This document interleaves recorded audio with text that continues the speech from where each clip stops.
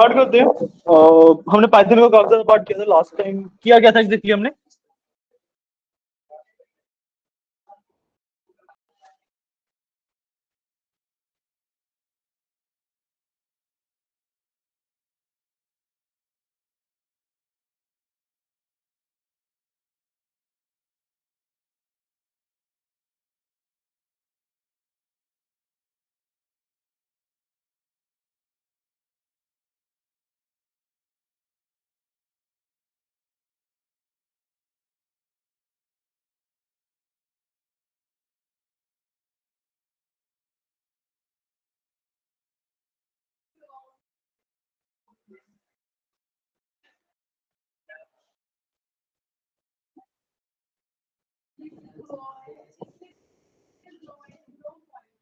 ठीक है, लास्ट क्या किया था हमने? बताओ एक बार।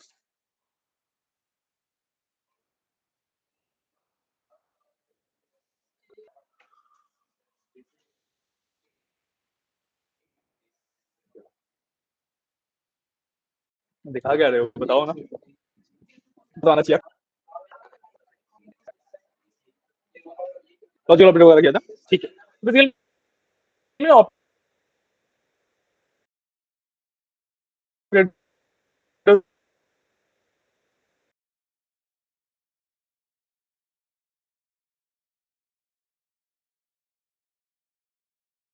के बारे में बात कर ली थी।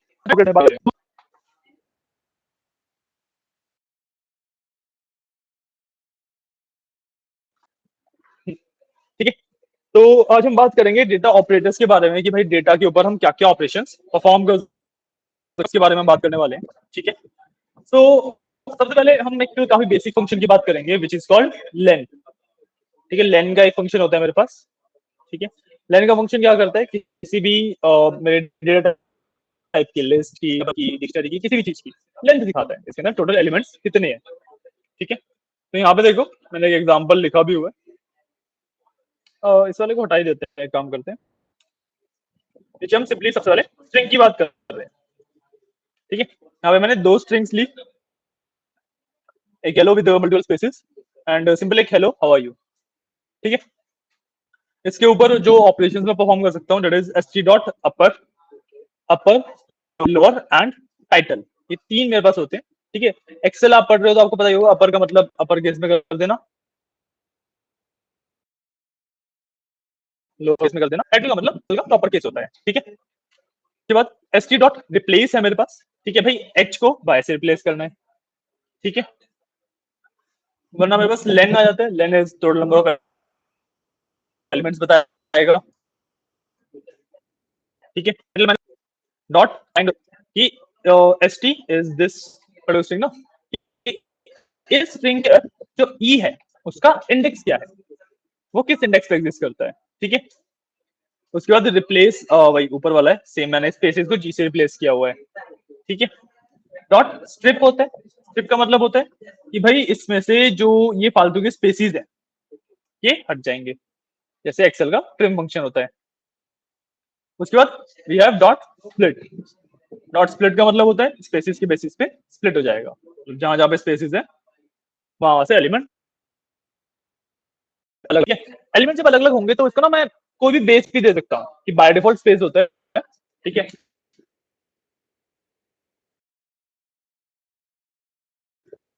मैं इसके अंदर इस तरह कॉमा भी लगा सकता हूँ ताकि कॉमा के बेसिस पे स्प्लिट। बात समझ आइए, क्लियर है?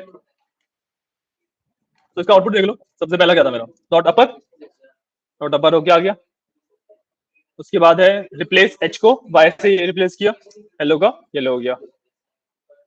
ठीक है, उसके बाद लेंथ निकाली, तो 14 कैरेक्टर्स इसमें टोटल है।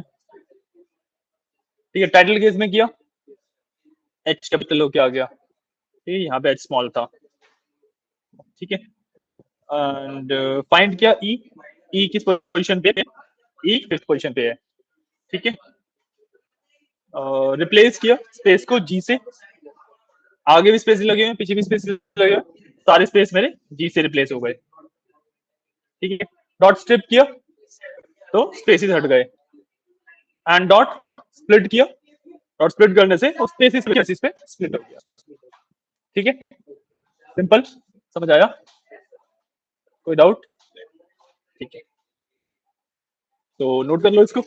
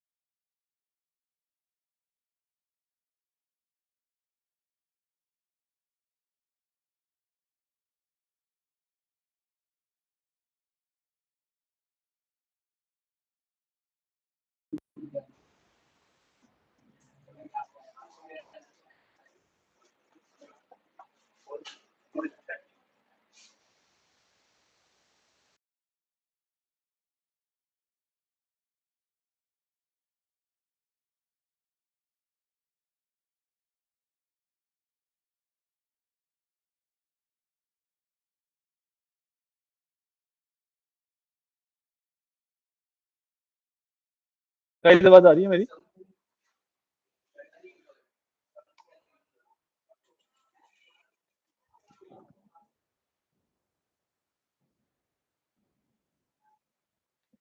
हाय गाइस, आवाज आ रही है मेरी? आकाश एंड मोहित, कोई बताओ। ओके, आई होप आ रही हो। ठीक है, बीच में मेरे को लगा था चली गई है। ठीक लो।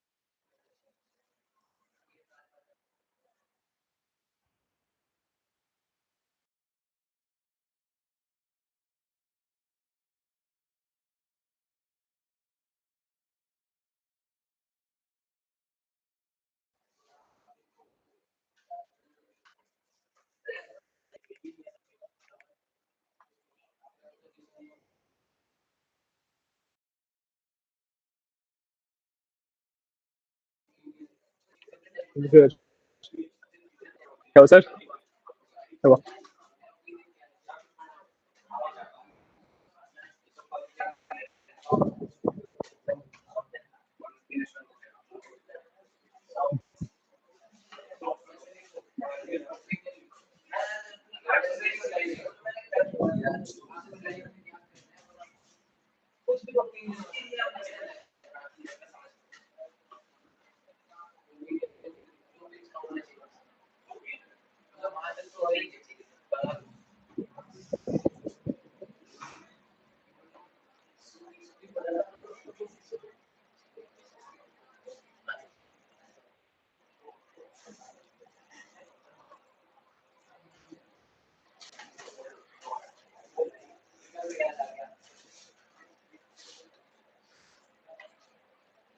आप लिखो, मैं इसका चार्जर लेके आऊं।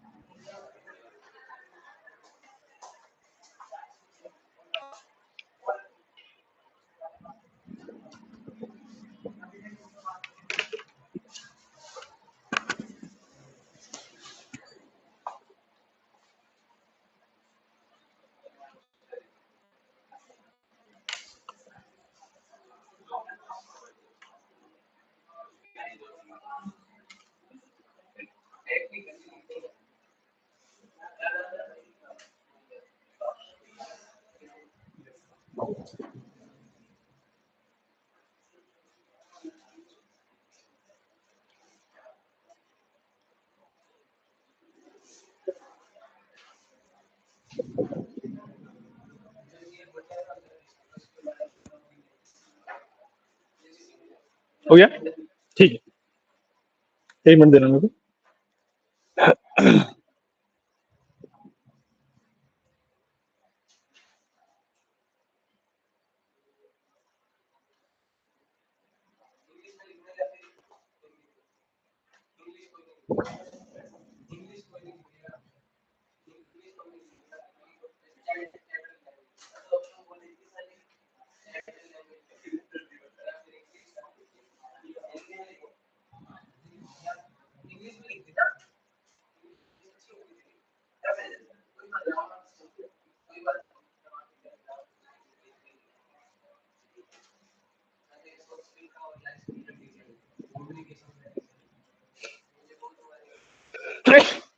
सॉरी,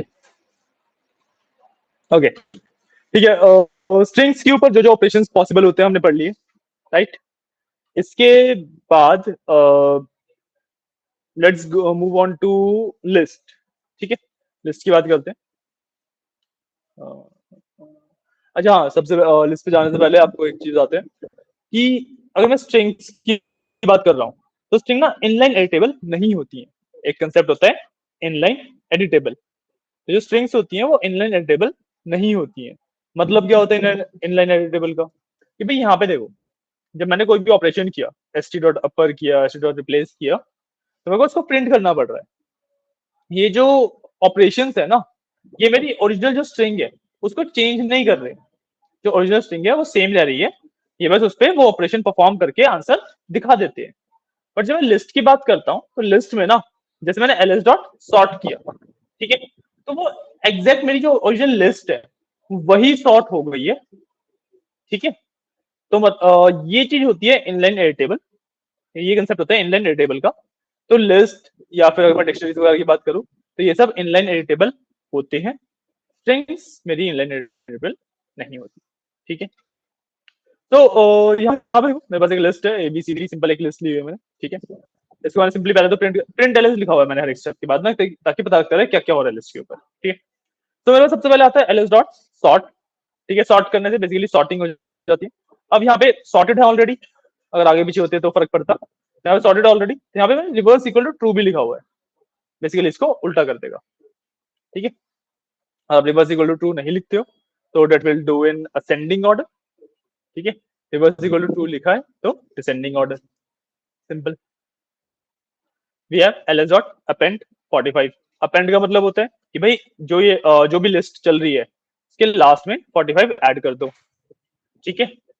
डॉट इंसर्ट 034, मतलब इंसर्ट का मतलब क्या होता है कि भाई 0th इंडेक्स के ऊपर 34 इंसर्ट कर दो, मतलब सबसे पहले 34 इंसर्ट कर दो। इसका बीच में भी कहीं पे भी इंसर्ट कर सकते हो, अपेंड से सिर्फ लास्ट में होता है, ठीक है। अब इसके बाद ls 0 इक्वल टू 340।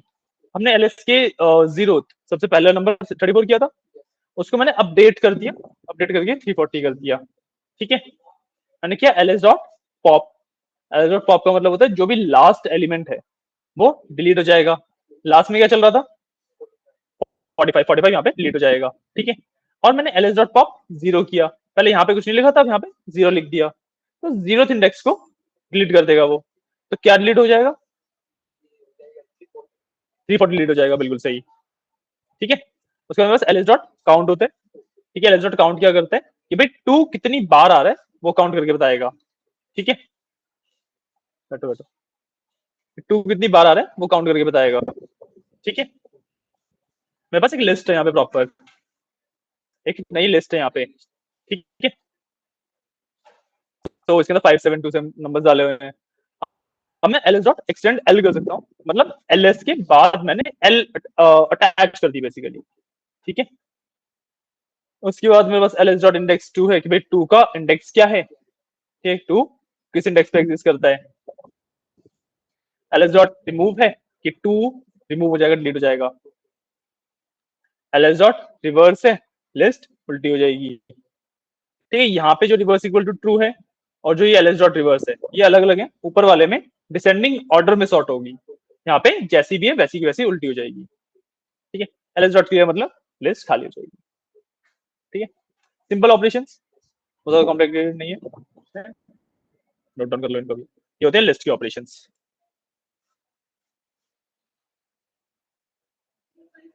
हाँ जी,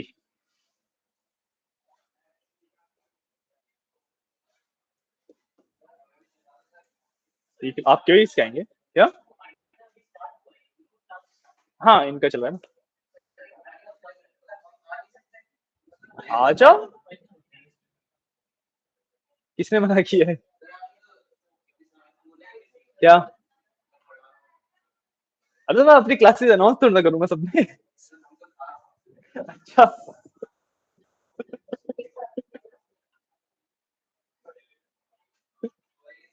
आपको भी पढ़ाएंगे, आपके कोर्स में तो आगे आएगा ही पाइथन, सेम ही चीज पढ़ोगे आप भी। पढ़ लो 2 बार, आप 3 बार पढ़ लो, मना थोड़ा ना किया है। ये केशव, आपका जो टीएनपी वाला पूरा पार्ट है वो पीछे सर बैठे बोलेंगे। सर ये भी नया स्टूडेंट आपका, ये केशव। हाँ जी।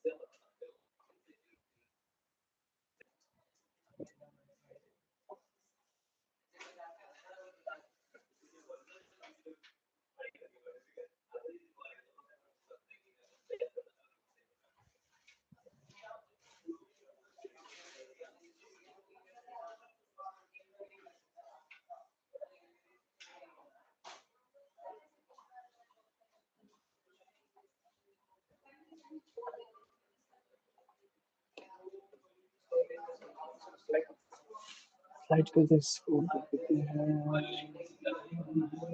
यहीं से करना, ठीक है।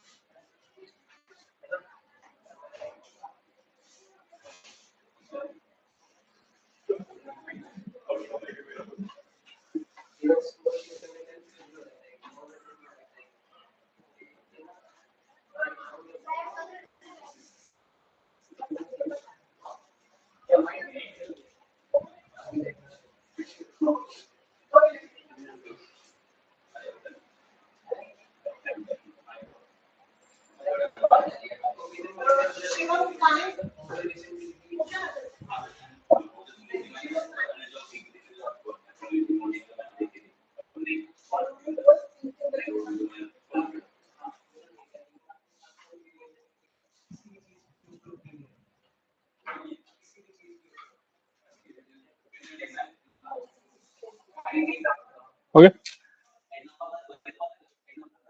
This is the last part. Run भी करके देख लेना, आपको आउटपुट भी दिख जाएगा, तो एक बेटर अंडरस्टैंडिंग बनेगी आपकी, राइट।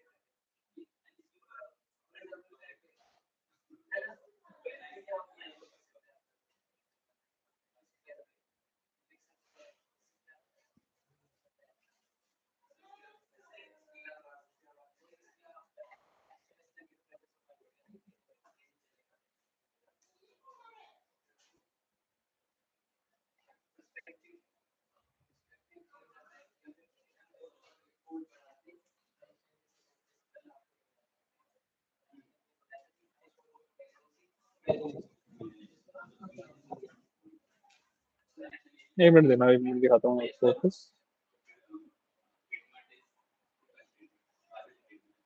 मोहित, आवाज वगैरह ब्रेक हो रही है क्या? अभी क्लियर है क्या? मैंने आपका मैसेजेस अभी देखे।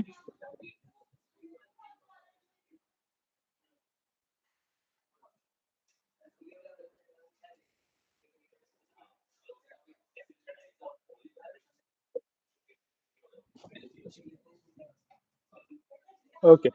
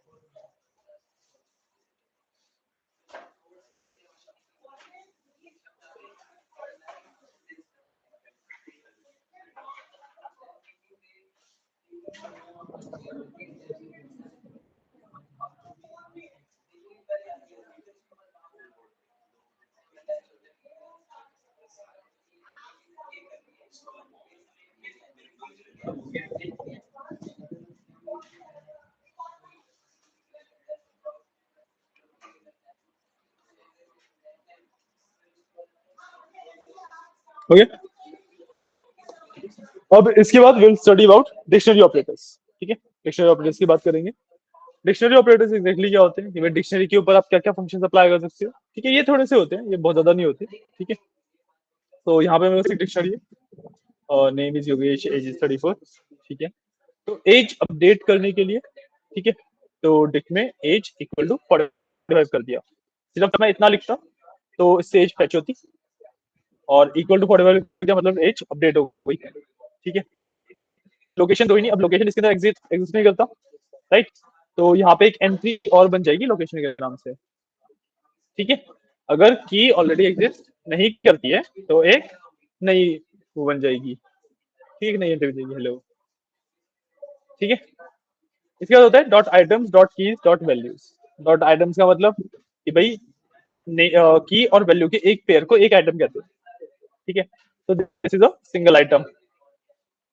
ठीक है, और जब मैं डॉट आइटम्स करूंगा तो सारे के सारे जितने भी आइटम्स हैं वो लाइन वाइज आ जाएंगे मेरे पास। ठीक है, डॉट की सारी कीज आ जाएंगी, नेम एज। डॉट वैल्यूज में सारी वैल्यूज आ जाएंगी, योगेश 34 रोहिणी। उसके बाद डॉट पॉप करता हूँ तो उससे की डिलीट हो जाती है, मतलब लोकेशन डिलीट हो गई इससे। ठीक है, डॉट क्लियर से डिक्शनरी खाली हो जाएगी। ठीक है, सिंपल। अच्छा हाँ, डिक डॉट पॉप करूंगा ना, इसमें भी अगर एक नॉर्मल पॉप करूंगा और मतलब मैंने कोई मेंशन नहीं किया तो बड़े लास्ट की इज वो पॉप हो जाएगी। ठीक है, इसको भी नोट कर लो।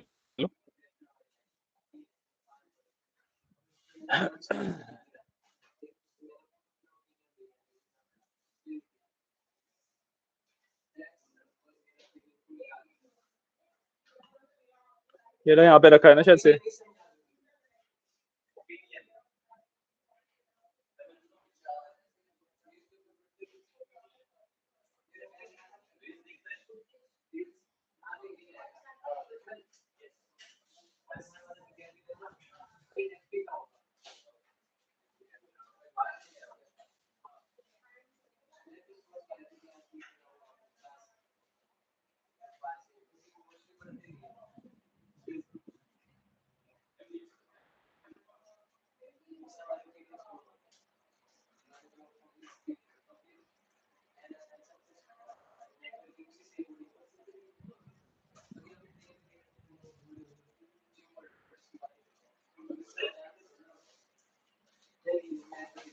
किसका बैग उठा ला है?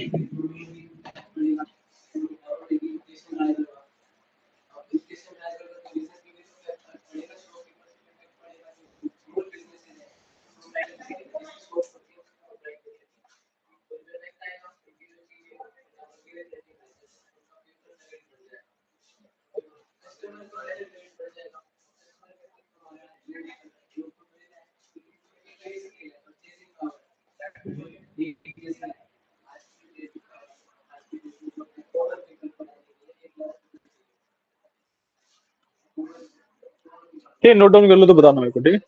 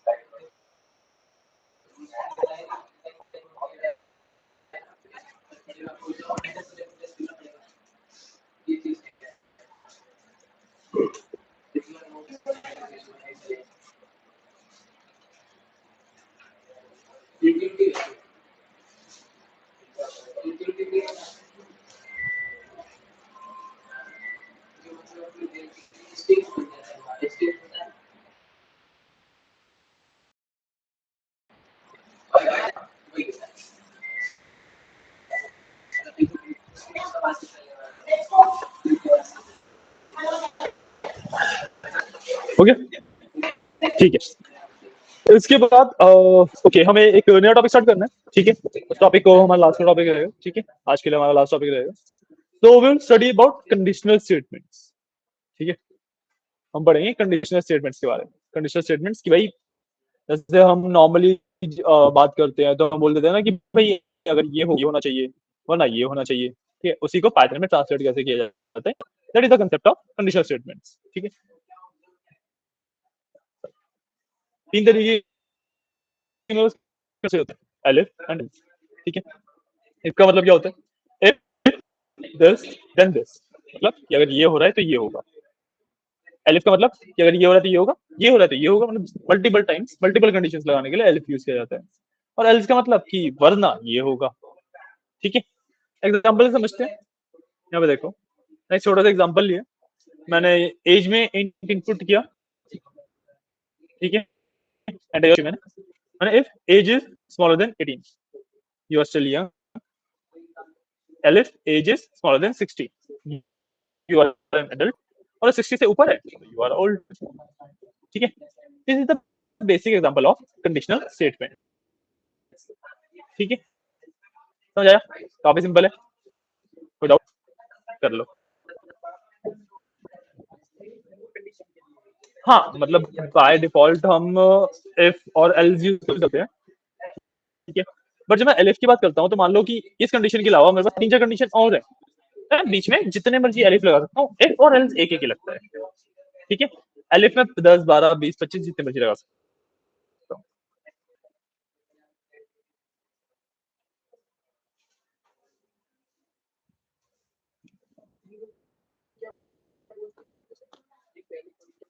कंडीशनल स्टेटमेंट्स,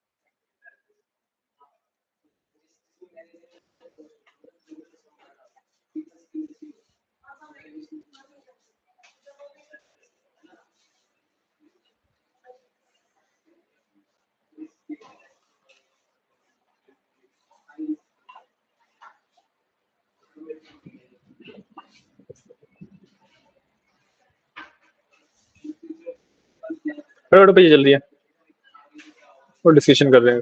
जाओ।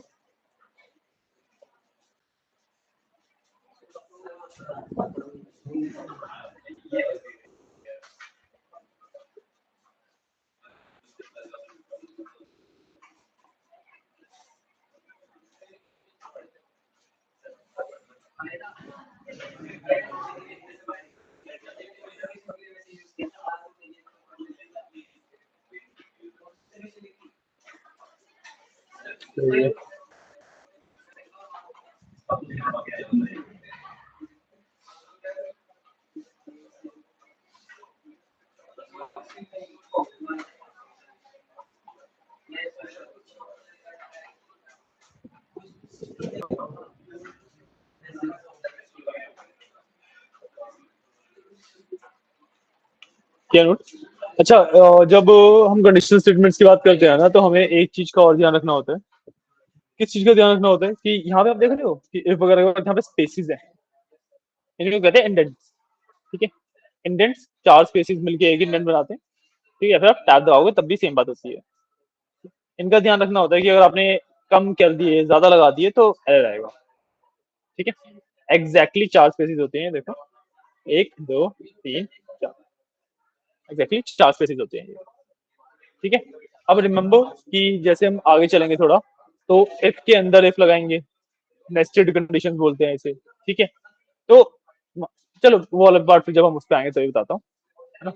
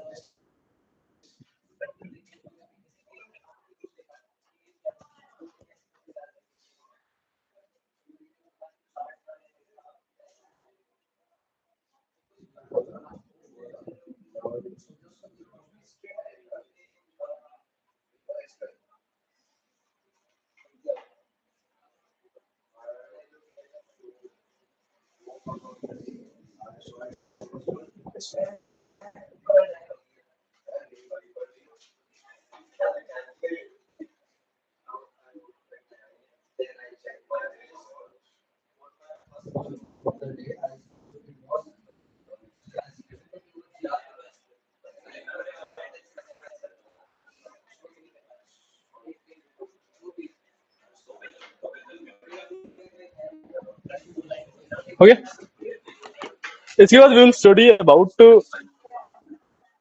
ये होती है नेस्टेड कंडीशंस। ये नेस्टेड कंडीशंस। इसमें आप देखो कि एक इफ यहाँ पे, एक इफ यहाँ पे, तो इस इफ के अंदर जो आएगा ना, उसके आगे टोटल 8 स्पेस हो गए, 4 इसके 4 इसके। ये चीज बता देगा सारा, ठीक है। क्वेश्चन करते हैं, क्वेश्चन में देखते हैं क्या है, ठीक है। क्वेश्चन में हमने सिंपल सा एंटर योर यूजर नेम पूछा है, ठीक है। मेरा गोल ये है कि जब वो यूजर अपना यूजर नेम डाले, अगर उसने सही यूजर नेम डाला तभी उससे पासवर्ड पूछूंगा, अगर उसने यूजर नेम ही गलत डाला है उससे पासवर्ड पूछा नहीं जाएगा। ये ठीक है। तो मैंने यूजर से यूजर नेम पूछा, if user equal to Yogesh, मतलब सही यूजर नेम डाला है तो पासवर्ड में इनपुट एंटर योर पासवर्ड ले लेंगे, ठीक है। पासवर्ड अगर 1 2 3 है तो लॉग इन सक्सेसफुल। अगर उसने पासवर्ड गलत डाला है तो रॉन्ग पासवर्ड, और उसने शुरुआत में यूजर नेम ही गलत डाला तो फिर यहाँ पे सीधा एल्स आएगा, रॉन्ग यूजर नेम। कोड समझ आ रहा है? कोड समझ आ रहा है? रिमेंबर कि अब ना कोड हमारे कॉम्प्लिकेट होते चले जाएंगे, ठीक है। कॉम्प्लेक्स कोड्स आते आते रहेंगे। अब तक तो जो हम कर रहे थे वो सिंपल एक एक लाइन वाले कोड थे। अब देख रहे हो मल्टीपल लाइंस के कोड्स आ रहे हैं आगे, और लंबे लंबे कोड आएंगे, ठीक है। So you have to be very attentive, पढ़ते रहना साथ साथ, ठीक है। जो क्वेश्चंस मैंने असाइनमेंट दिया हो वो भी अटेम्प्ट करना आप शुरू कर सकते हैं, ठीक है। तो this is what we call nested conditions, ठीक है। ये भी नोट कर लो, नेस्टेड।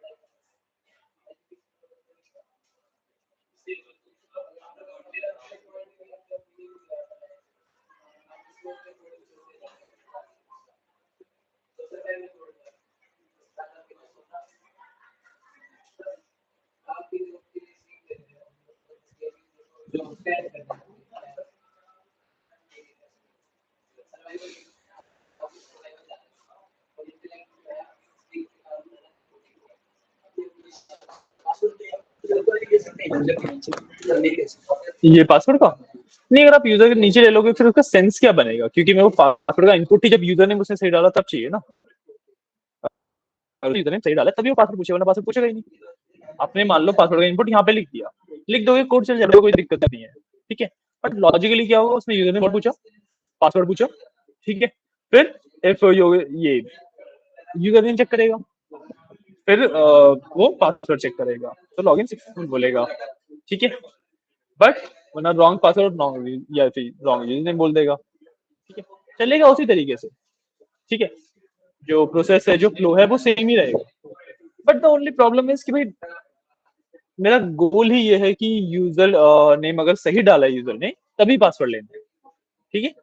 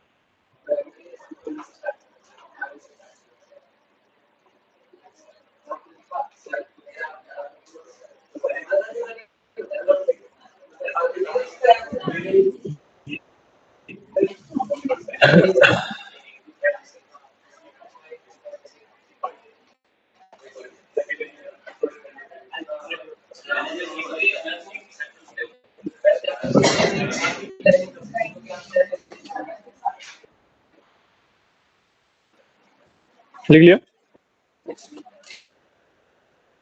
ठीक है।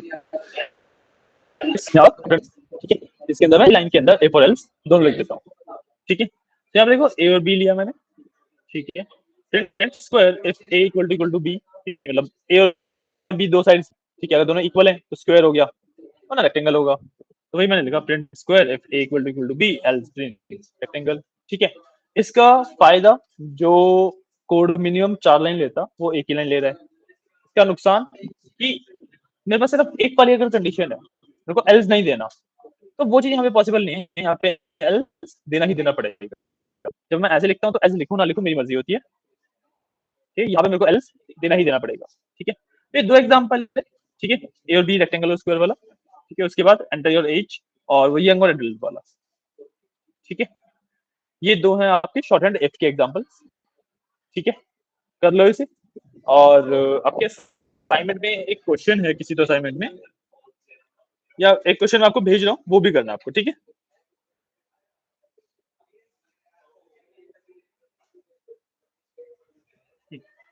और क्या करना है आपको, बेसिकली एक यू कैन से, एक मिनट को क्वेश्चन भेज देता हूँ, ओके। तो आपको क्या करना है कि आपको ना 3 साइड्स का इनपुट लेना है, ट्रायंगल की 3 साइड्स होंगी, ठीक है। यूजर से इनपुट लेना है। उसके बाद आपको बताना है सबसे पहले कि एक ट्रायंगल पॉसिबल है या नहीं है, ठीक है। ट्रायंगल पॉसिबल है या नहीं है, पता है कैसे पता लगता है? पता है आपको कैसे फाइंड आउट करते हैं कि इन 3 साइड का ट्रायंगल पॉसिबल है या नहीं है? हाँ, वही बता रहा हूँ। वैसे तो मैंने आपको भेज दिया है, इसका जो फंक्शन वगैरह जो भी लगेंगे वो भेज दिए हैं, ठीक है। बट ट्रायंगल पॉसिबल है या नहीं है वो पता करने के लिए आप किसी भी 2 साइड को अगर ऐड करो, वो तीसरी साइड से बड़ी आनी चाहिए। तो T2 है तो ट्रायंगल पॉसिबल है। अब अगर ट्रायंगल पॉसिबल है तो आपको बताना है कि वो आइसोसेलेस है, इक्विलैटरल है या स्केलर है, ठीक है। तीनों का मतलब पता है क्या क्या होता है? इक्विलैटरल का मतलब तीनों साइड्स इक्वल, ठीक है। आइसोसेलेस का मतलब 2 साइड इक्वल, स्केलर का मतलब कोई भी साइड इक्वल नहीं है, ठीक है। और इसके बाद बताना है कि भैया ये ट्रायंगल है, क्या ये राइट एंगल है या नहीं है। राइट एंगल के लिए क्या करोगे? Pythagoras, a square plus b square should be equal to c square, है ना। अगर ये इक्वेशन सेटिस्फाई हो जाती है तो आपका राइट एंगल भी है, ठीक है।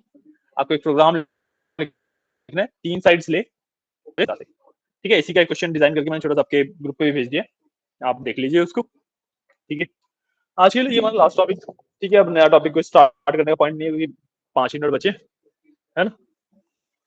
तो this was the last topic for today. तो चलिए, थैंक यू। अच्छा, हम ये लिख लो और आप।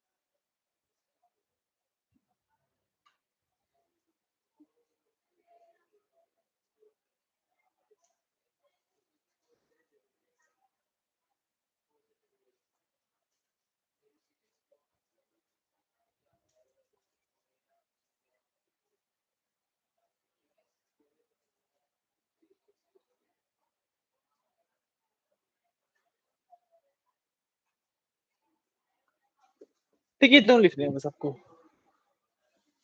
ये दो लिखने हैं।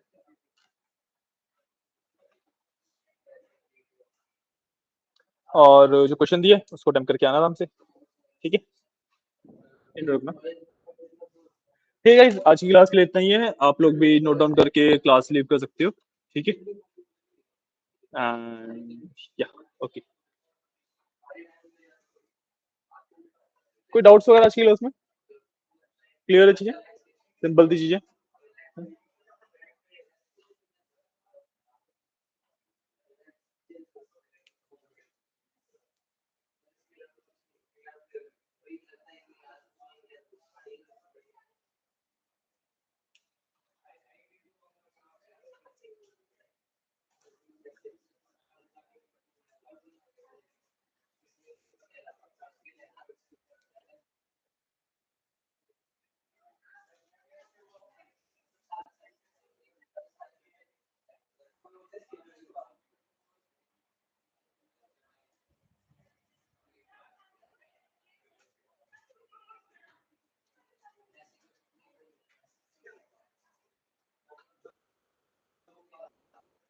ठीक है, आप कर लो नोट।